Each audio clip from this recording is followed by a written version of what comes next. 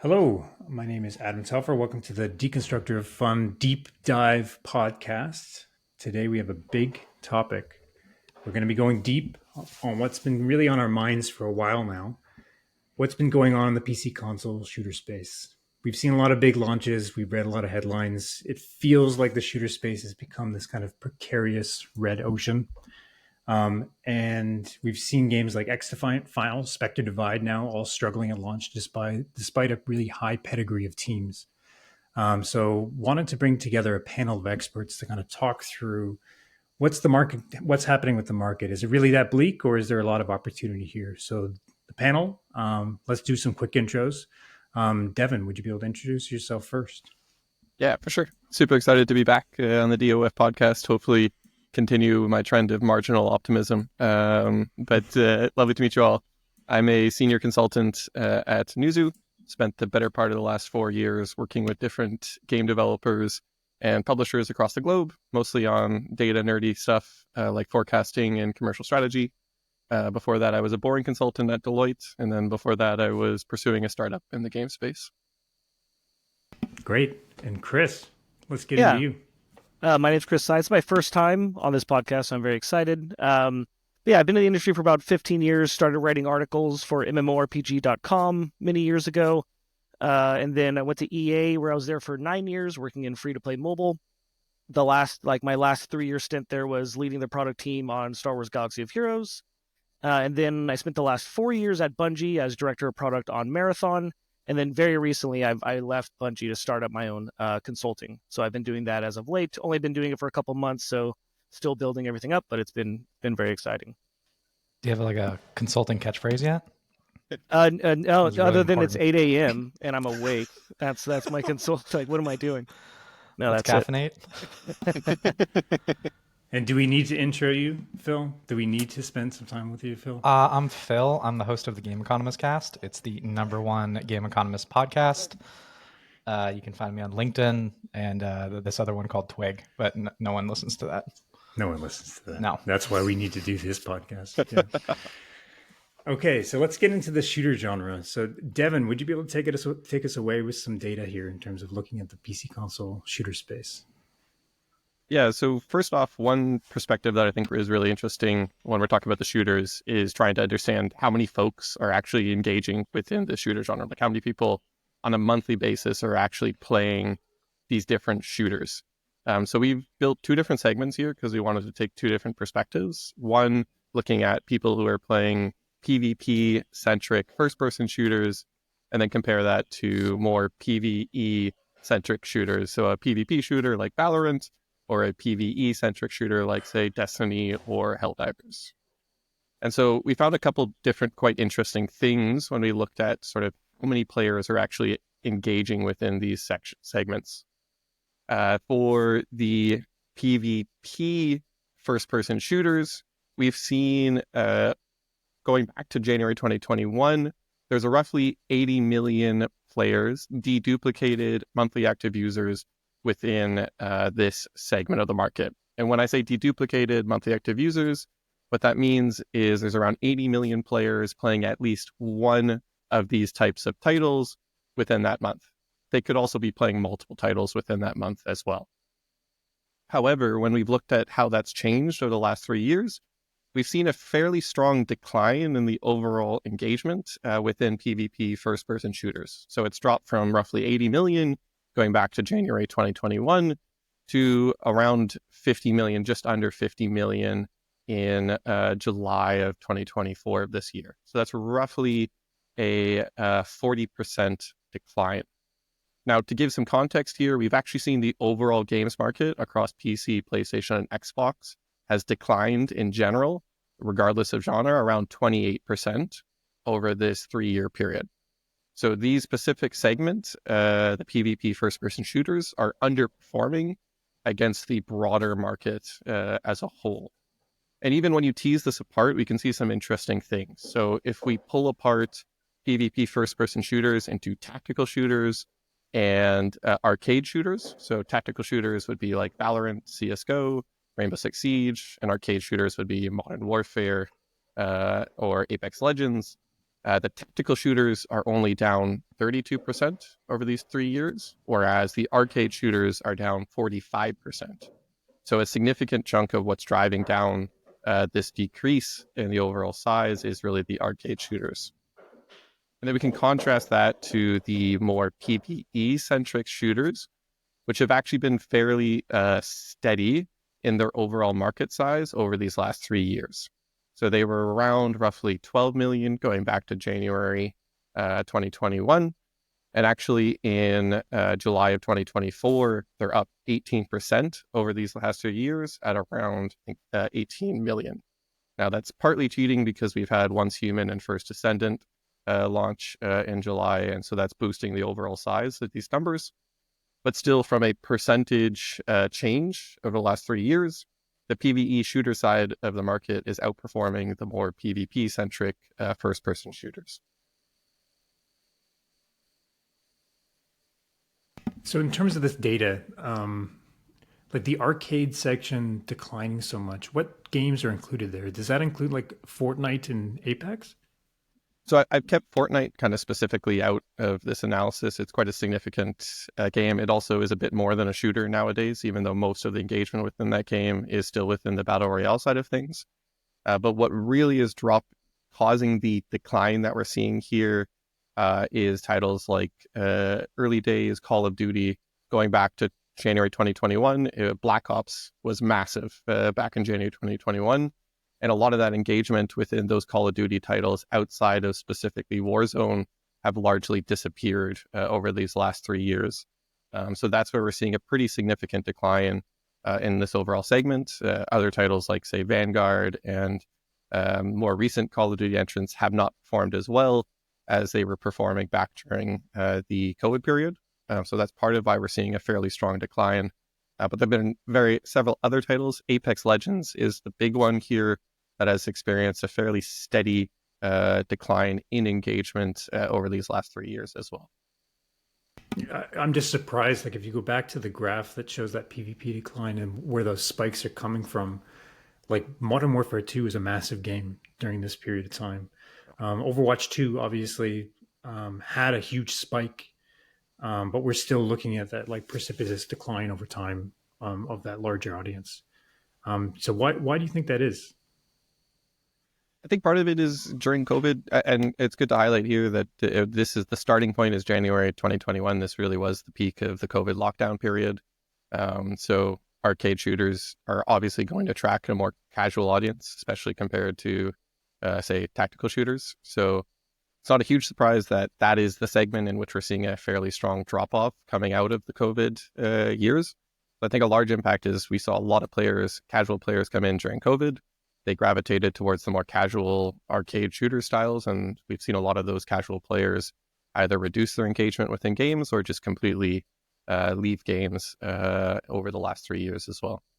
And you mentioned the like 40% decline and how it is relative to the whole market. And it has to also be that, I mean, I would assume that this space overperformed compared to the rest of the market during the COVID era, just because it is so easy. Like, I mean, everybody's playing this, everybody's playing COD or Fortnite or whatever while they're at home with their friends. And so I imagine that the overperformance is just now being seen larger with the underperformance. Yes. Yeah, exactly. Unfortunately, our tracking data doesn't go back earlier than January 2021.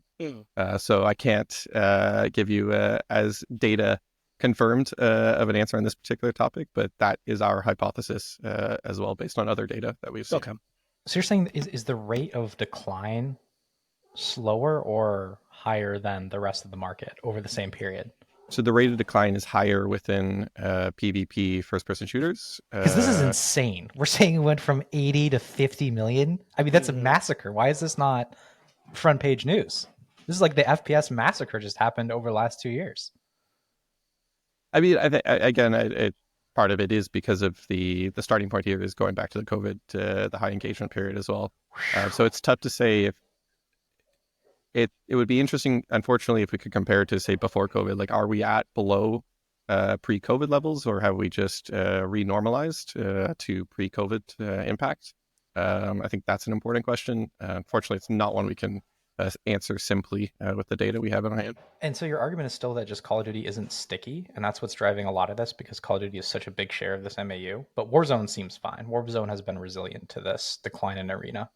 Yeah, so Warzone has been fine, but it was other titles like Black Ops was massive. It just released in November of 2020, and it was absolutely massive during. It was almost on par with Warzone at that period in time in terms of engagements, and the game Call of Duty games outside of Warzone have mostly evaporated as far as engagement goes in recent terms. But that's including Modern Warfare 2, which was a pretty massive launch. Yeah, so Modern Warfare 2, of course, wraps into Warzone now, so we can't tease apart what is Warzone and what is Modern Warfare 2. But still, the collective, say, Modern Warzone plus Black Ops in January 2021 is larger than what Warzone 2 is now in terms of engagement.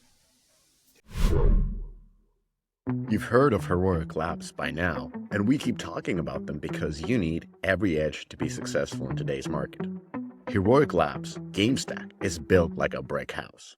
You got the Nakama, their backend game server, Hero, their game development framework, Satori, their live ops service, and last but not least, Heroic Cloud to provide massive scalability.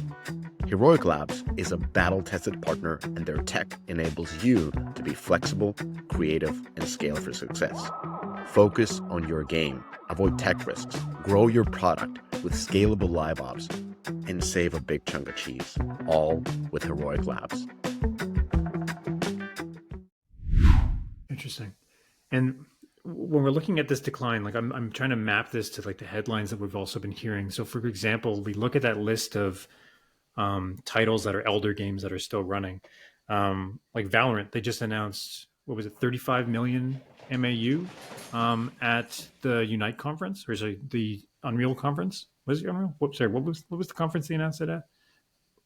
What was the thing? Oh, I don't remember.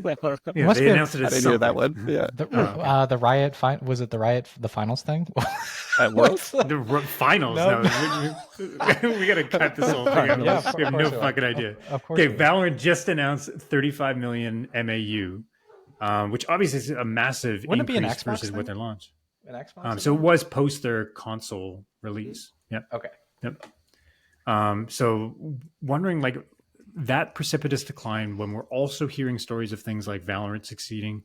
Modern Warfare 3 was not a huge success, but 2 was a success.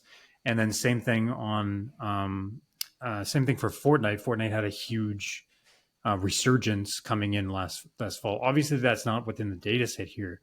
But is there any, with that precipitous decline, like what else could be driving it, given that those other games seem to be spiking pretty large amounts of the player base over? I mean, my kind of hypothesis is that since like Valorant is the last kind of like last hurrah of large FPS titles that has occurred in the last 5 years. It launched in 2020, like summer of 2020, and since then, you know, we've had Halo Infinite came out, Battlefield, 2142 or 2042, and then you had Overwatch 2 come out, and all of those kind of spiked and dropped. And so nothing's really stayed consistent since Valorant. So part of me just kind of feels that, we hit the mark of the massive titles, and we are now, receiving the decline from post-COVID, and now you're having much more smaller entrants come into the market that just aren't making a dent. Once Human is doing fine, but I mean, relative to these monsters, it's a rounding error. And so I think that there's something there where the space is becoming so saturated that these large breakout FPS titles just don't exist anymore. What do you make of the term black hole game? I've seen this thrown around more and more. I haven't heard of that. I haven't heard that term. Just they suck up all the new entrants around them. They suck up all the playtime. They have gravity that pulls things in towards them. Do you feel like these first-person shooter games are black hole games? I think that, I do. I think for a few reasons. I think, one, like, we talked about this a lot when working on Marathon and stuff, is that we feel that you almost have to, like, divorce players from games to come over to your game within the FPS space. And that is that's very expensive to do from a marketing standpoint. And then once they're in there, you got to keep them. And so you have to kind of take friend groups to games rather than just like individual players. And I think that a lot of these games that, players kind of have, they kind of go play their one game and they go back to their like buddy game with like Fortnite or COD or whatever they're playing. So they kind of jump out, play their Elden Ring, and then come back to these mainstream FPS titles. So I do think that Call of Duty, Apex has had a rough decline, so I'm not fully sure, but Fortnite, especially with all the creative stuff, like these are just sucking up the market, and it's becoming extremely challenging to grab players. Like it feels like we're going to what mobile was in like 2015, just insanely saturated. You had very successful games, but very small DAU games with just high, ARPU. I feel like that's where the FPS space is moving.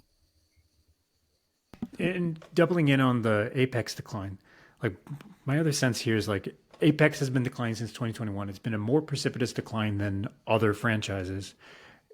In terms of like live operations, in terms of what games are offering on a seasonal or event side basis, is there any signs here that shooters and that model of like 4 seasons, 4 battle passes, and events sprinkled out, is that model breaking down here? I think so for sure. I believe that games that are coming out, they're being forced, they're pushing themselves to launch, which is very difficult, and then players are expecting, very quick updates post it, and I just don't think that the games being released are either expecting that or can sustain that. And like when you think about a season of 3 months, like when you see it on a Excel spreadsheet and you build out a roadmap, it feels okay. But as a player playing it, 3 months is a lifetime. Like 3 months, like who knows what the market will look like in 3 months from now. And so I still think that the AAA space for FPS titles is still focused on these like broader time horizons, while players are wanting it on shorter time horizons that developers have yet learned how to fulfill. So we've seen things like Valorant and Overwatch start to pull in that seasonal time, right, into those 2-month periods. Mm-hmm. But in the case of Overwatch 2, you have a game that then had to sacrifice heroes, right? That they had to kind of now go to a hero every 4 months instead of a hero every 2 months. Are those the right types of trade-offs that teams have to make in order to hit a faster cadence of seasonal updates, but then sacrifice those tentpole content? Or is it like, hey, you kind of have to have both? You have to have these massive tentpoles every 2 months or faster if you want to compete. I think you need to have both, but I also think that an issue I think that a lot of games run into in live services is that they make players care about the things that are most difficult to build. And so like within the Overwatch example, it's like, okay, heroes, players really care about that, but they're very difficult to build. And so you only get one every 4 months. And I mean, 4 months is just like, that's way too long. So if you have a game like, First Descendant, although it's not performing well, it is very systematic. And so you can actually alter the systems, which are easier to deal with from a dev perspective, and players really care about it. So I think that there's kind of this overlap right now of what does marketing need to market the new update in season, which is something like a hero or a new map or a raid in Destiny or whatever, which are very complicated and very expensive things to do. And you just can't do it quick enough within these live services. So I think it's both, but I also think there needs to be a more like systematic way that first-person live services are looking at how they manage player engagement. I just don't think that we're there yet right now. This is one of the things that I work on clients with sometimes, is really thinking about the productivity of content and how different game loops enhance or decline certain pieces of content. So we can think about, like, for every unit of labor, you spend making a gun, how many hours of gameplay or how many hours of retention does that gun drive me? And I don't think that's the same under every single rule structure. And so, like, how can you think about a rule structure that maximizes content, the value of content? What are things that you can one of the things we sometimes talk about is emergent gameplay. What are ways that players can kind of create their own outcomes from things that developers didn't intend, which is why the final sometimes confuses me. Like, there's a lot of these games that I thought would win on that, but just haven't been able to shake it. But let me ask you one other thing, Chris, because this is driving me crazy as you were speaking. Sure. What about the Chinese mobile games? The Chinese mobile first-person shooters, PUBG Mobile. There's a huge swath of them. Do you think they do the right things in terms of content production? Like, this is what we should be looking towards in HD, is how Chinese mobile first-person shooters deliver? I do think that taking from the mobile standard is going to be more needed within the AAA space. I think it's really challenging because of the platform. Like, people are like, oh, people aren't playing on their computers every day or playing on their consoles every day. But I think that is kind of changing. I do think that there's a lot from mobile that should be pulled over to the AAA FPS space. And I just don't think that like Western AAA developers have really grasped that. So yeah, I definitely think that I would take inspiration from many of those games. But I also think PUBG is a little bit tough because there's a lot of intrinsic reward tied to battle royales. And so you kind of get away with some things compared to something like a Destiny, which is very much content driven. And the only reason I poke that is because it feels like even their pipelines are mostly cosmetic. And intuitively, like I totally agree with you that like you want to build the content that is most productive, that's retentive. So if you're Overwatch, you want to build heroes, right? But the thing that you chose takes 4 months to build. Mm-hmm. But sometimes I look at these Chinese games and, you know, when I work with a lot of HD developers, I mean, old school HD developers, like when I walk into DICE and where I think a lot of mobile people sometimes walk into these old studios, the reason cosmetics win is because it doesn't have to touch the core loop. Right. I mean, you can airdrop cosmetics into anything, right? You just slap it on. And I think I've seen HD developers resilient to make gameplay affecting items a part of the core loop, even just power progression, whether or not it's related to monetization or not. They just sometimes seem afraid to do that in a PvP setting. I don't know if you've seen something similar. I mean, I do tend to agree. You know, I work for sure with more like traditional, or not traditional, but kind of more old school devs. And I think it's really challenging to, if you've never experienced the mobile world, to try to learn how to build within it. It's confusing. I can understand why it's very challenging to get there, but that is just in my opinion, that is the direction the market is going.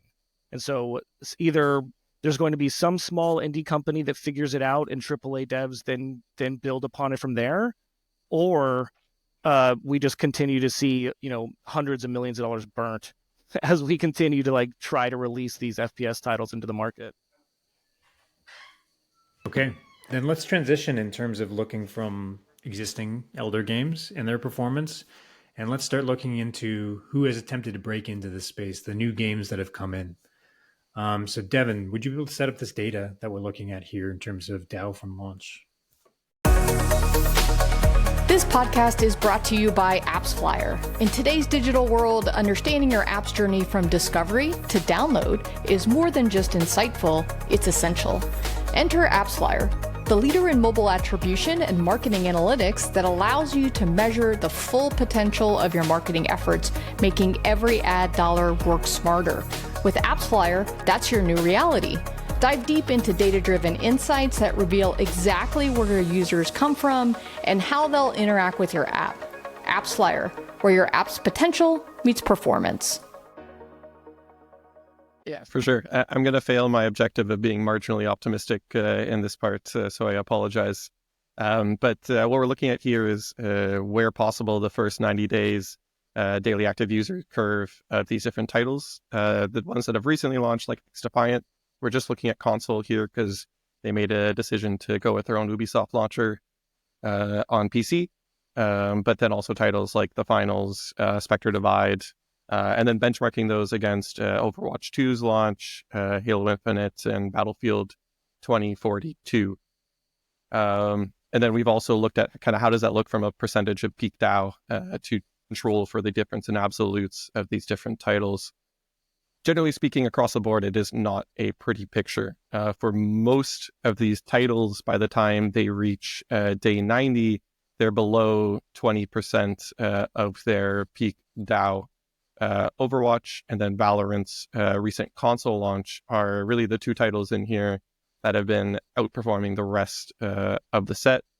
Overwatch is a bit of a cheat because it was more of a transitionary period rather than kind of a true traditional launch as far as kind of its retention of players from its launch. But as we can see, pretty much regardless of the game style, be it arcade or tactical, all these new entrances are struggling incredibly to hold on to the audiences that they briefly get to try out their title. And I know it's relatively new, but there was also the game Off the Grid that just recently released. It's not on the graph here, but how has that performance been going? Thought you were going to say it's not on the grid. You missed an opportunity there, man. No, Missed an opportunity. no. Where's the dad jokes? Yeah, so I can touch on off the grid a little bit as well. Of course, the data here is quite fresh, but the initial signs are not super positive. So a few different things here. Looking specifically at the PlayStation ecosystem for off the grid, their day 10 DAO is at roughly 75% of peak DAO. So that's tracking below both the finals and XDefiant within PlayStation. So that's not great. And then also from a viewership perspective, by day 12 of viewership, they're now down to 6% of the peak hours watch day, which compared to finals was at around 60% on the same day post-launch, and XDefiant was about 20% on the same day. So both from an engagement perspective, like an actual engagement, and then from a viewership perspective, the initial signs are not great for off the grid at the moment. Okay, so Phil, what's the clickbait title here? Let's get into that. For the recent performance of new PvP FPS titles? Let's get into this. Yeah. What's the real clickbait title? Arena shooters, what is dead may never die. I mean, like this. I mean, arena shooters are a category that you keep. I mean, it's almost, as Eric Kress might call it, it's the MOBAs of first-person shooters. You know, people just keep trying for no apparent reason. They keep failing and they keep trying again. Very confusing to see that attempted over and over again. Halo Infinite way down. That doesn't look good. You know, we're talking about XDefiant. That doesn't look good. It feels like business model. I guess this is the other thing I've been wanting to talk about. It feels like business model is not a beachhead. I thought it might be a beachhead at one point, but there's so much conversation I have with studios that I'm sure we all have, free to play or paid. I feel like it's just a distraction. I feel like it's a short run decision, and ultimately, like, the game has underlying KPIs that in the long run are going to determine its success. And I have a hard time imagining that a lot of these games have diverging fates based on whether or not they chose free to play or paid. You have some thoughts? Yeah, I mean, I agree. I mean, one, I'm a paid guy now. You know, even though I worked in free to play for so long, I'm become a paid guy. But I mean, no, I do agree that the at the end of the day, the free to play product or paid product is what's going to make the long run of it. I think that the reason why people talk about paid a lot is just payback schedules. I mean, games are becoming so expensive, so you do paid, you at least get some upfront revenue guaranteed, and you can discuss from there. And nowadays, like, paid titles and free to play monetization are just the same. You know, every game is just merging them together, and so you can still get away with doing free to play type monetization. But I do think that games that are coming out as free to play or paid, is that even if they're not having a large install bump at the launch, I think that's just like pure market saturation. I still think that their live services just are bad. Like, I've played so many of these new titles that come out, and I feel like their live service sucks. It's like, okay, next week something happens, but like a week in arena shooters, another arena shooter's out, like, in a week. So it's like they need to. I always talked about, like, the first 3 months of launch needs to be unsustainable from a dev perspective in order to have any chance at, like, long-term success. Essentially, you have to, like, I mean, back in the day, League of Legends did this where they released a new hero every week. You know, that was their launch strategy. And that was part of, you know, obviously there was a bunch of reasons why it was successful, but one of the things is that they released that on every week, which was crazy for that time period. And so it's like, how do you do that in the shooter space for that first, even maybe 1 month? How do you just keep players there for that first 1 month so that maybe they become somewhat attached and will stay around? I just don't think any of these games have figured it out. Who do you think has done that? Are there any examples? I mean, I don't think that the market has ever had to do this. And so I can't think of one specifically that have done this on purpose. Like, if you look back, I mean, PUBG to Fortnite to then Apex, Warzone, Valorant, like, all of those games didn't really do it, but I don't think they had to at the time. I think right now you have to, because those monsters, they didn't exist when they released, you know, but now they're the black holes, you know? So you have to pull them out in some fashion. And I just don't think that either any dev team is thinking about it, or they've already, like, because dev takes so long, you've already made the decision and committed that reverting that change would just be catastrophic from a dev perspective. And so like we're in this window here of like maybe 2 to 3 years where we're learning all of this stuff, and then now in maybe 2 to 3 years, the games that are in development now will solve that problem. So would it be fair to say like you think there's a supply side problem that new games are facing? They're not walking up to the shooting range with enough bullets. Yeah, absolutely. I mean, I think that. I They mean, need if you full put, magazines. you I guess I need, know I we're mean, really going with the FPS analogy here. yeah, right. Yeah, I just think that the games are launching like. I mean, I'll be really interested in Marvel Rivals. I think Marvel Rivals will get away with some stuff because it is Marvel, but it's just a hero shooter. And it's like even if from a marketing standpoint it looks like other hero shooters, and so I think that because it's Marvel it'll be able to kind of have a cheat code to some things. But you look at something like Concord and it kind of has all that same area, and you play it and it just like lacks this kind of like depth to it. It's like I've played Team Fortress 2 for 20 years and I played Overwatch for 10. It's like I need something else here. And I just don't think that dev teams are looking at it. I think they're looking at the base launch product as like the thing that'll keep players. And my argument is that that is not what keeps players anymore. But to counter that, like Concord and Finals, are we saying that the main reason why they failed was because they didn't come with enough live content aggressively at launch? Like Concord could have. Sorry, I know Concord is an extreme example, but in the case of like Finals, if they were able to launch new maps, new modes, new abilities on a much faster cadence within that first month, that it would have fixed that trajectory that they had? I don't know. I wouldn't say that it would necessarily fix. I would say that it would have improved their odds of making it further. And I think that's really the hard thing is that like there is no like, oh, you just do this and you win. It's more like I think I look at all of the changes to the market is just like increasing your percent chance to win, but it's never ever going to be above 40%. Like it's never going to be super high. I'm just thinking of like the balance between say like mastery curve, like core shooting mechanics and mastery curve on a Finals.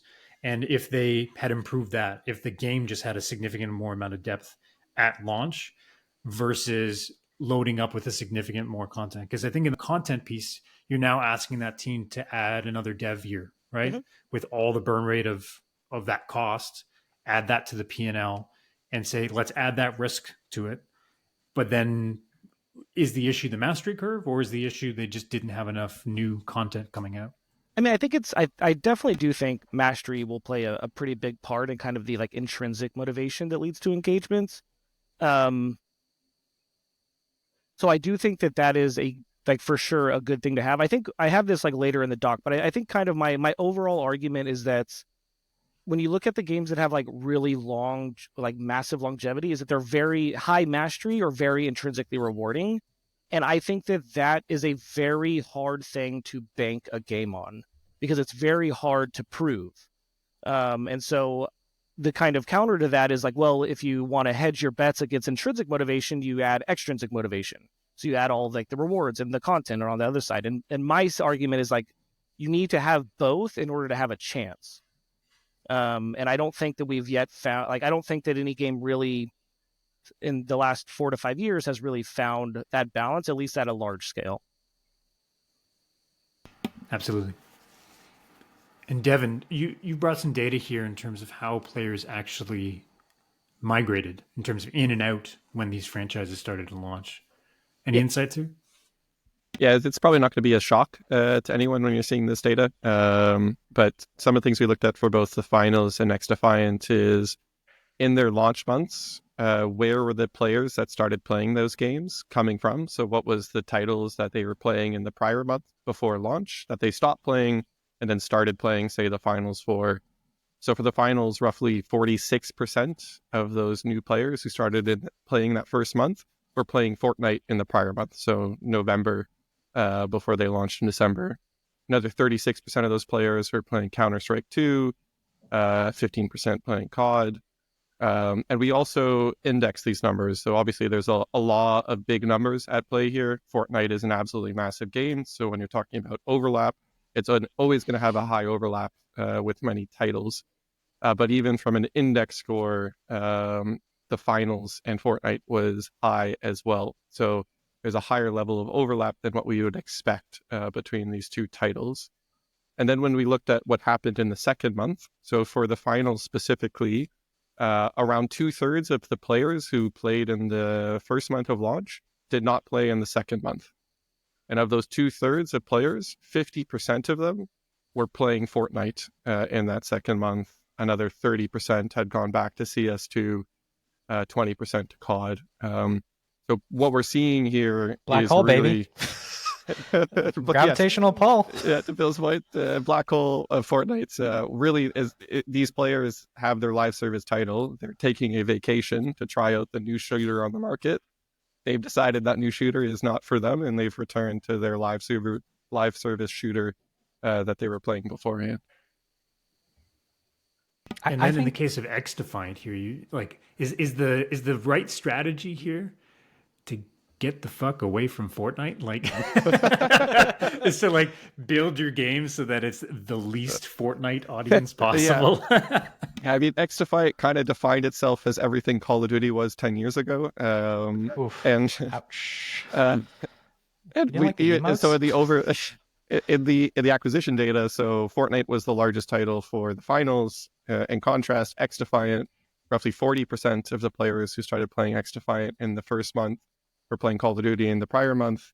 And then those players who churned in the follow-on month, roughly 41% of them went back to play Call of Duty. I mean, they're mirrored. They're mirrored on both distributions. Same in, same out. Yeah, exactly. I mean, it's actually astonishing how closely mirrored they are. Yeah. But is that crazy to you? Like, do people go through X Defiant and then all of a sudden change their idea of what shooter they want to go to? No, they go back to their side partner, right? They date around for a little bit. They do a little speed dating, and they're like, I like what I got at home. To continue with the romance, scenario is that I've always talked about, like, you have to almost love bomb players. That's what I talk about, like the unsustainability of launch. It's like you have to love bomb them, and then hopefully they stay. Hopefully they stay. But then it's just about the cost of that, and like thinking through is there any tricks you can play in terms of your live model so that you can have high efficiency content versus other players in the market? That's tough. Okay. Beyond that, what are the other barriers then for PvP shooters? Yeah, so I have a couple different hypotheses and curious to hear everyone else's thoughts on these. I think the biggest barriers for these new entrants is the first is the limited growth of the market we're seeing that we discussed at the start of this podcast. The new entrances are not growing the TAM of how many players are engaging with this in space. So that means you're directly trying to take these players from these existing FPS titles in the markets. And then I think at that point you hit some pretty high switching costs for those players. So my opinion, and I'll give a shout out to, I think, Ryan Rigney, who's head of marketing at Odyssey Interactive, who wrote an article on some of this. But a couple of different of those switching costs are things like built up skill and rank within a title. So people who invested thousands of hours into Valorant and have really perfected their understanding of the maps and the smoke angles and all that kind of stuff, and then trying to convince them to play Spectre Divide and become a pleb again and rebuild up that skill. Like that is a barrier that you need to convince them to do. I think, Chris, you already mentioned the friend groups. You don't just have to convince one player, you have to convince all of their friends to switch over to that game. That's a barrier. Of course, investment in microtransactions and skins in the games, and then also infrastructure outside of the game, like esports that are built around the titles that you like to follow, the Reddit communities that you engage in, the Discord communities that you engage in, those things that give you kind of a sense of community outside of the game itself, where you've built a name for yourself or your screen name when engaging in those areas. Those are, again, high barriers that you have to overcome as a new entrant trying to steal those players from these titles. So I feel like we've gone pretty cynical with this now, pretty pessimistic in terms of the bar in order to compete as a PvP shooter here. Diving into like limited player growth, and you go back to that deduplicated MAU curve, is the right strategy here to try to break that curve? Is to start to find ways to appeal to a broader audience? Or is it to double down on the existing audience and find that niche and own it in terms of be the super tactical shooter, hyper realistic shooter, but then be able to own that market. I'm just thinking of like what are the ways that a developer can break this model? Because I guess I agree with the pessimism, but at the same time, what the market has shown us for the last decades has always been that people find blue spots and red oceans. So I'm trying to figure out like what's the right approach. I do agree that niche, smaller DAU, niche, dedicated audiences within the FPS space is going to be. I mean, that would be a strategy I would take. The kind of problem is that doesn't get you funding. To be like, hey, we're going to be a 10,000 DAU game, but they're really engaged. Like that doesn't get the budget, and so I think that's kind of what is at odds right now within at least the AAA space. But I look at it as I look at it as like mobile RPGs. Maybe 8 years ago or so, it was like you had your Summoner's War and you had Heroes Charge, which were massive, mobile RPG titles. And then you had your Marvel Strike Forces and your Star Wars Galaxy of Heroes that were very small from a like user standpoint, especially on mobile. But they made $200-300 million a year because they had such a dedicated audience, and that's because the RPG space on mobile is just insanely saturated. I mean, way further than within what the shooter space is right now. But that's what I would go towards is a niche audience. It hits exactly what they want, almost like a Tarkov in a way, where like that audience loves Tarkov and that's all they play. But yeah, that I just don't know how you have these breakout hits anymore. I mean, one will occur, but to predict it is going to be impossible. Yeah, I just think, what are your expectations when you come into this market? I think for companies with smaller expectations, there are success stories. There's titles like BattleBit Remastered that came in and did quite well. Obviously, a much smaller game, a much smaller scope of expectations for success. Titles like Hell Let Loose from Team 17, Enlisted from Gaijin Entertainment, Insurgency Sandstorm. I think you already These have a theme titles- there. But I think like the theme Yeah. is like they had a very more particular thesis. Like I always go back to like Kuhnian paradigm cycles. When we think about the evolution of FPS, it starts in a particular genre. Then there's usually some sort of innovation. They split off. They do their own thing. Sometimes it's innovation within game design. Sometimes it's a technological requirement. Like we had arena shooters that kind of got split off. We ended up having tactical shooters. Not like arena shooters died, but clearly tactical shooters were doing things that arena shooters couldn't. Sometimes arena shooters can incorporate, sometimes they can't. And then you split off and you get large scale shooters. Then when you split off, you get MOBA, and then you get BR. And there's been kind of like this question about what comes next. Because I think one of the things that we've been poking at is so many of these genres feel fleshed out, that what you're going up against is something that's very well defined and very hard to innovate against. Like a lot of the low hanging fruit has been picked. It's very hard to do what Apex did. It was a late comer. It came with a ton of core gameplay innovations. And to your point, Chris, it didn't have all the supply side stuff figured out. If you remember that first battle pass, which Oh yeah, which I may or may I not was have at touched. EA at the time. Yeah. Yep. And it's taken them a really long time to get a hang of this. I mean, Respawn was a disaster for a really long time, and now they have like 4 or 5 studios working on the franchise. So I think it's hard as we mentioned. But I think when you look at the subgenres, there's a lot more activity that's going on here that's really exciting. And it's all trying to answer that question: what comes after Battle Royale? What's the next evolution? And I don't think that answer has been extraction shooter. How dare you? We can debate that. We can debate that. Marathon is the only one that's allowed. And there's been survival shooters, right? That to me is the other paradigm that's kind of poking around. And I still think there's some interesting sub activity. I mean, you just point to it: large scale shooters like Battlefield. As it breaks my heart, man. It breaks my heart to say this, but like the crown's hanging on the chair and the chair's empty, and like who's going to take that large scale crown? And there's a lot of interesting competitors. It does not bode well for VC backed firms, though. Any of what we're saying, in my opinion, it feels hard to pull this off and say like we're gonna have $1 billion opportunity and go after a subgenre is not very exciting.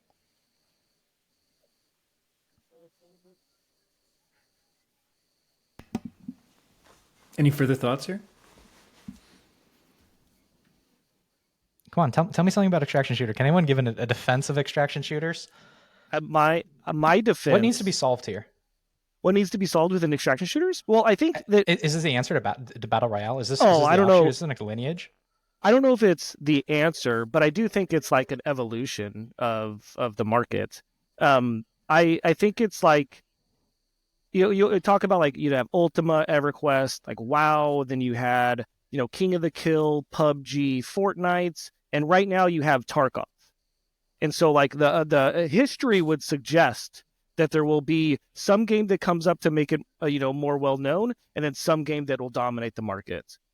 But I don't know if the way that they are being built is really in that fashion, at least in like maybe the AAA space.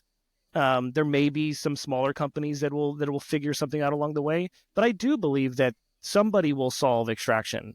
It is very difficult. I think that a lot of companies kind of ran with it and then backed away from it because they saw kind of what was happening. You had the Cycle come out, which was kind of the first attempt as a non-Tarkov extraction shooter, and it did not do well at all. I think it didn't do well for a lot of reasons, not just the fact that it was an extraction shooter. But I do believe that is where we go to next. If you can distill the core down of like what feels good about extractions, is that what feels good in extraction shooters is better than getting a victory royale. But how do you get that to like a broader audience is just everybody has a million ideas of how to do it and no one has really solved it yet. But I do believe it's where we are going. Do you think it's the extraction genre is inherently self-limiting in the fact that it's a higher anxiety mode of gameplay? Because part of me feels like it's just inherently a smaller niche within, say, the battle royale genre. Given the nature of the gameplay of extraction, you come in with loot that you can lose, you gain loot throughout the experience that you can lose. There's a ramping level of anxiety. Yeah. And is that a play experience that a broad market of shooter players wants to have, or is that a high intensity, high anxiety that plays to a very core group of shooter players? I mean, it's a great question, and it's like the debate of all debates, it feels like, within extraction. Whenever you think of something like, whenever you hear the argument like, oh, take Tarkov and make it broad audience, what often starts to come, it's like, okay, well, we'll remove this hardcore aspect, we'll remove this hardcore aspect, and you'll get to a point where you remove the soul of the extraction shooter. And what you are removing and what actually makes it feel like it does, it's almost impossible to know which kind of Jenga piece you knocked down that destroyed, the whole core of the game. And so I do think there is an argument to say that just the mere kind of permadeath nature of an extraction shooter is just never going to be broad. I think that's like a totally fair argument. But I think there are ways to have the anxiety of like wanting to extract with what you've just earned and that excitement that doesn't necessarily end in this binary win-loss like you see in Tarkov, where, if you go in and you die, you lost everything, it was kind of a waste of time, whatever. But I think there's like a middle ground there where you can still have some progression systems that move forward even whenever you are kind of losing equipment in this kind of permadeath aspect. I think there's a balance there. Cool. It's like, what questions does extraction shooters answer for first-person shooters players? Like, if we think about it back in that paradigm framework, what does this solve for? And I think stakes is one of them. Have FPS players just been left behind when it comes to stakes? And I think the other one that's been oft forgotten, especially in the wake of Destiny 2, ironically enough, has been out of round progression. Like, you get to take your weapons outside of the round. Like, I think there was a lot to be said for that I think HD developers in particular start with this precept that like everyone has to be on the same playing field when you enter a match, even though we know that's not really true. Like, you can have horizontal progression. Some guns are really better than others, despite the fact that like you want them to all be equal and be skill based. But like, I do think there is a meta collection aspect that first person shooters players want. There's a power aspect that hasn't been served that I think battle royales touched on, because like there are roguelikes, right? There's in-round progression in a battle royale that I think touches a lot of people, and no one's been able to ring, to your point, no one's been able to, was it the Shipatheus problem, where like you keep exchanging like old planks from one ship to new planks to the other ship, and which one is the old ship, one's the new ship, how many planks do I have to exchange? Like, to your point, no one's figured out what that is yet. But I also think they're just chasing a really small number. Like, Escape from Tarkov has never had impressive numbers. It's never had a high MAU. Like, usually what you have is you have some sort of like breakout that proves it. Like Apex was going after two games. One was Fortnite, and Fortnite went after PUBG. PUBG was the most successful game on Steam ever in terms of CCU as a paid game ever. It blows my mind when that number comes up. but they were able to accomplish that because they went after a big market. And I think that's the problem I have with extraction shooters is they haven't proven that what they're going after is big. I mean, I don't think that PUBG went after a big market. I think PUBG created the market. DayZ before that was still pretty big. I mean, that thing still sells. DayZ still sells. Yeah, I mean, yeah, still plays. Battle Royale was like a mod for Arma. It's a mod within them. Yeah, I don't think the engagement was ever that big. And before that was King of the Kill, which I don't even remember if it was a mod or not. But those are the only ones that I knew before. I'm sure there were plenty of Battle Royales before, but the ones that I can think of. I really feel like PUBG was the one that created the market.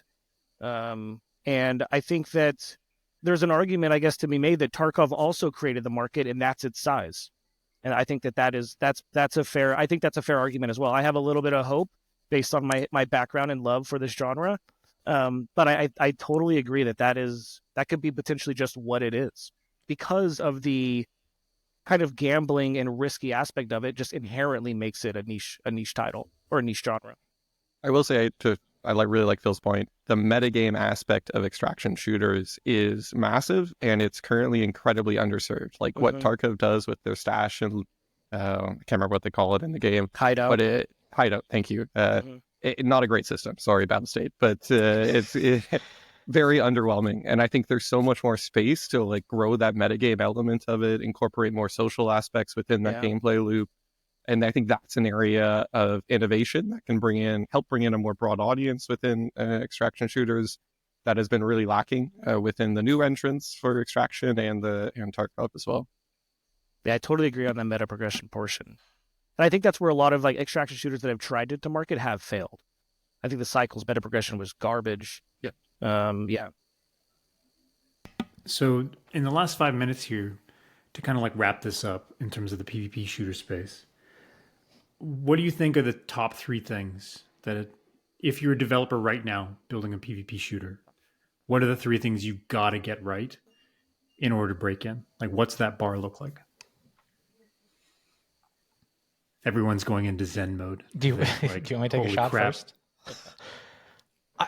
Do you mind if I take I'll take a shot. I'll give everyone time because I'm ready for this. I'm cooking on this one. I think you got to choose an ambitious enough game thesis. I have a certain process for a game thesis. I think you need to, and part of that game thesis has to be strong enough. Like I think what we've seen with Splitgate 2, kind of these one gimmick games, not enough, especially if you're going into a very established market. Arena shooters, which we've talked about, has been long established. You're going after games that have really refined their mechanics, and all you got to show me is a portal. It's not enough. I thought Spectre Divide was enough to go into tactical shooters, to be honest with you. I thought that integrated into the core loop enough. I thought that was going to open up enough strategic options. The answer was no, not enough. It's got to even be a bigger thesis. I actually disagree with Chris a little bit on the supply side issue. I think there are other ways you can kind of get creative with your design and think about like that productivity of content we were talking about. I think there might be ways to solve it. But I guess what I would say is, develop your game thesis. And so what I mean by that is like, what has the market told us? Have some sort of market insight, whether it's a subgenre, Escape from Tarkov isn't big enough. I don't know, whatever it is, like tell me that. Tell me how you're going to be the same or different. I think that's another really important part, like hedge your risk. Tell me where your risks are, kind of like the Sid Meier's a 1/3, 1/3, 1/3 rule. I'm a really big fan of that. And for HE developers, the one I always have to put in that special is like, what are your monetization hooks? Like you gotta have an answer to that. And like, if you can't win on the supply side, cosmetics is rough. It's a rough choice. Or I'll echo that again.